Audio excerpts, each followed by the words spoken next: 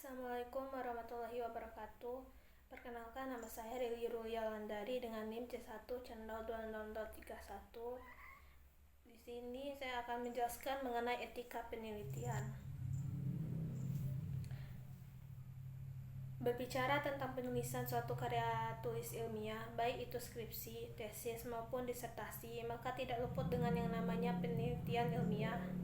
Apakah itu dilakukan di lapangan atau di dalam pustaka? Salah satu hal yang paling penting ketika melakukan penelitian adalah dalam hal pengumpulan data ataupun sampel. Karena dalam hal ini seorang peneliti memerlukan interaksi dengan banyak pihak yang dibutuhkan dalam penelitiannya. Jadi yang sangat diperlukan dalam menghadapi masyarakat adalah suatu tata krama dalam bersosialisasi atau yang lebih dikenal dengan etika penelitian. Etika penelitian adalah sudut pandang atau ketentuan baik, buruk, benar, atau salah dalam kegiatan penelitian. Salah satu upaya meningkatkan pengetahuan adalah melalui penelitian. Namun terkadang dalam pencarian dan pemanfaatan ilmu tersebut melanggar dari aturan etika. Maka dari itu perlu adanya etika agar tidak merugikan orang lain akibat dari tindakan curang yang dilakukan peneliti. Etika penelitian menjadi alat kontrol atau rumbu-rumbu bagi seseorang atau kelompok dalam melakukan suatu tindakan atau aktivitasnya sebagai mahasiswa. Etika dapat memberikan prospek untuk mengatasi kesulitan moral yang kita hadapi sekarang.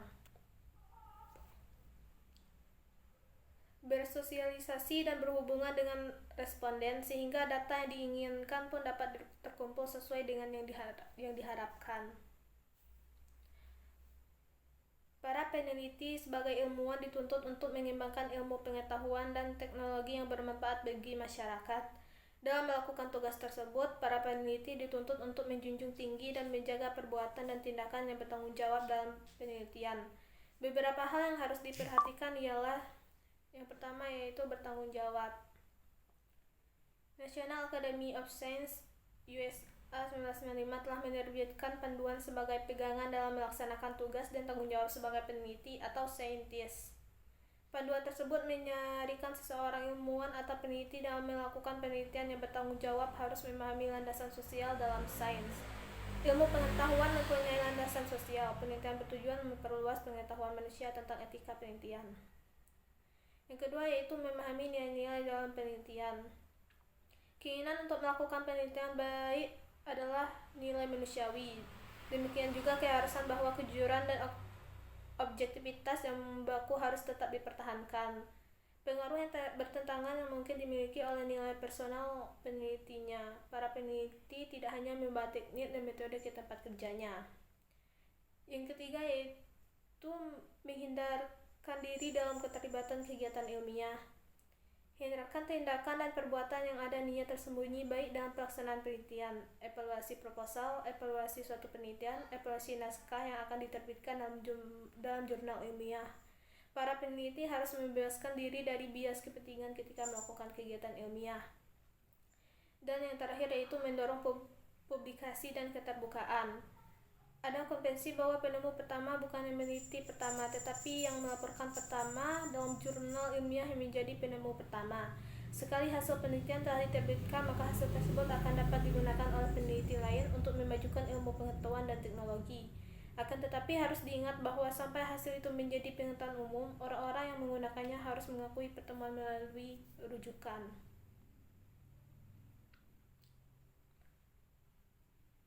Menurut Sukmadinata, ada 4 sebab yang melatar belakangi orang melakukan penelitian.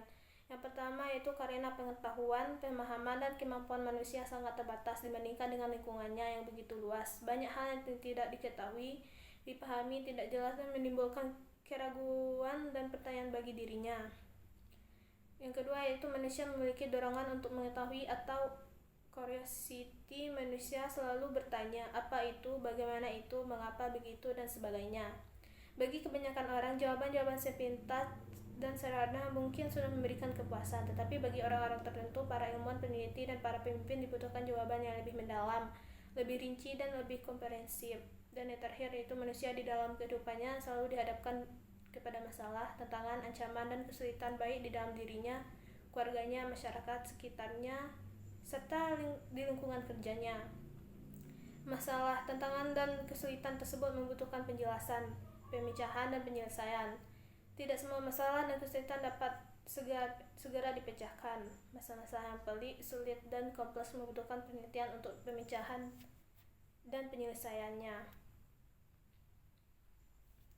Selanjutnya mengenai tanggung jawab penelitian. Terdapat 4, yaitu 1. Terhadap proses penelitian yang memenuhi buku ilmiah. Yang kedua, terhadap hasil penelitiannya yang memajukan ilmu pengetahuan sebagai landasan kesejahteraan manusia. Yang ketiga, kepada masyarakat ilmiah yang memberi pengakuan di bidang keilmuan peneliti tersebut sebagai bagian dari peningkatan peradaban manusia. Dan yang terakhir, yaitu bagi kehormatan lembaga dan mendukung pelaksanaan penelitiannya. Selanjutnya mengenai kode etika penelitian. Yang pertama itu kode etika dalam penelitian. Peneliti membangkitkan diri dari pencarian kebenaran ilmiah untuk memajukan ilmu pengetahuan, menemukan teknologi, dan menghasilkan inovasi bagi peningkatan peradaban dan kesejahteraan manusia. B. Peneliti melakukan kegiatan dalam pencangkupan dan batasan yang diperkenakan oleh hukum yang berlaku, bertindak dengan mendahulukan kepentingan dan keselamatan semua pihak yang terkait dengan penelitiannya, berlandaskan tujuan mulia berupa penegakan hak-hak asasi manusia sebagai kebebasan mendasarnya. C. Peneliti mengelola sumber daya keilmuan dengan penuh rasa tanggung jawab, terutama dalam pemanfaatnya dan mensyukuri nikmat anugerah tersedianya sumber daya keilmuan baginya. Yang kedua, yaitu etika dalam berperilaku.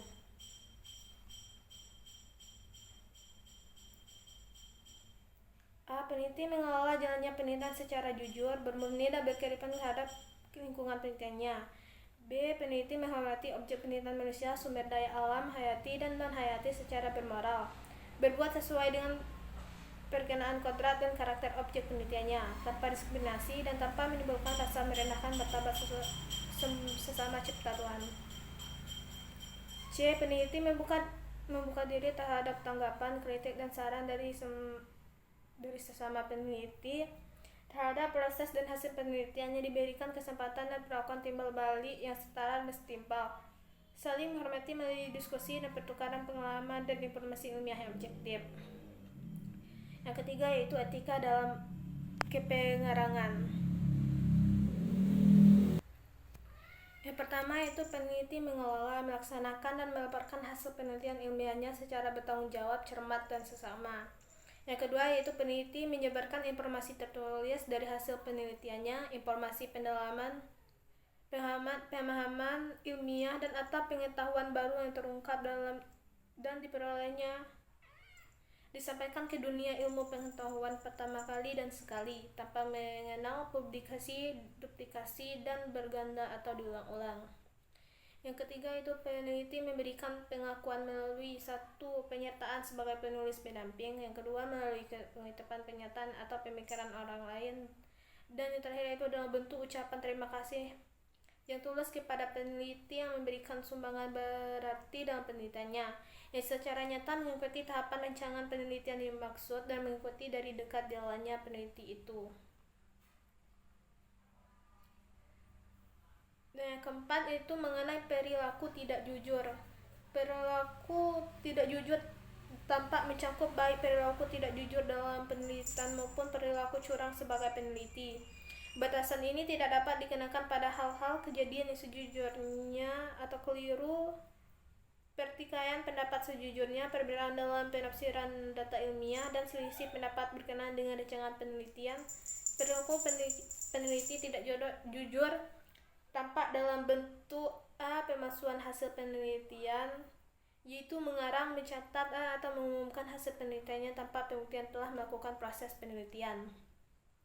B. Pemalsuan data penelitian, yaitu memanipulasi bahan penelitian, peralatan, dan proses, mengubah atau tidak mencantumkan data atau hasil sedemikian rupa sehingga penelitian itu tidak disajikan secara akurat dalam catatan penelitian.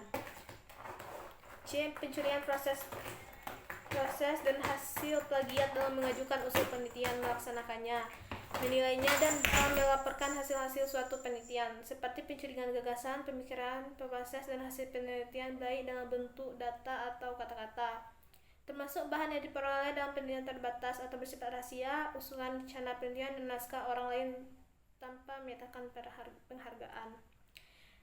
D. Pemasaran tenaga peneliti dan pembantu peneliti atau explanation seperti peneliti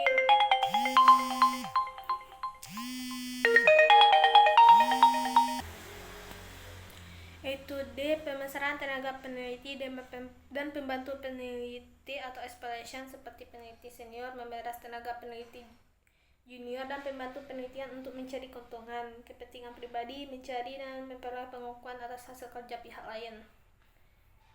Perbuatan tidak adil atau injustice sama peneliti dan pemberian hak kepengarangan dengan cara tidak mencantumkan nama pengarang dan atau salah mencantumkan urutan nama pengarang sesuai sumbangan intelektual seorang peneliti. Peneliti juga melakukan perbuatan tidak adil dengan mempublikasikan data dan hasil peneliti tanpa izin lembaga penyandang dana penelitian atau penyimpang dan konvensi yang disepakati dengan lembaga penyandang dana tentang hak milik kekayaan intelektual haki hasil penelitian.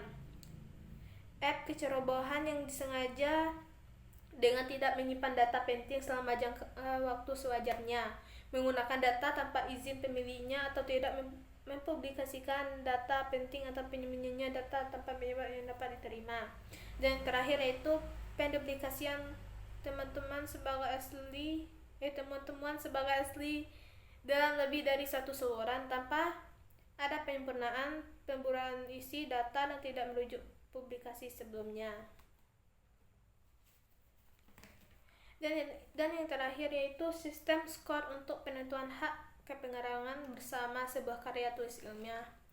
Adapun yaitu masukan intelektual, masukan fisik, masukan pengolahan data, masukan kepakaran, masukan keahlian, dan masukan kesastraan.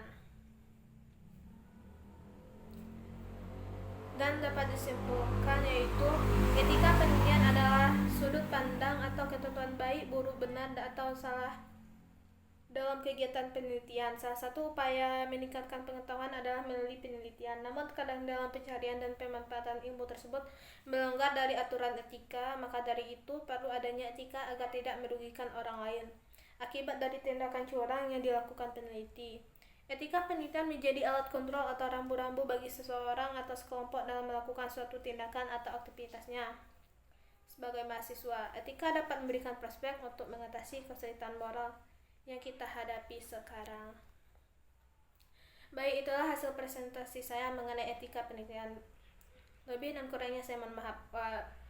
Wassalamualaikum warahmatullahi wabarakatuh.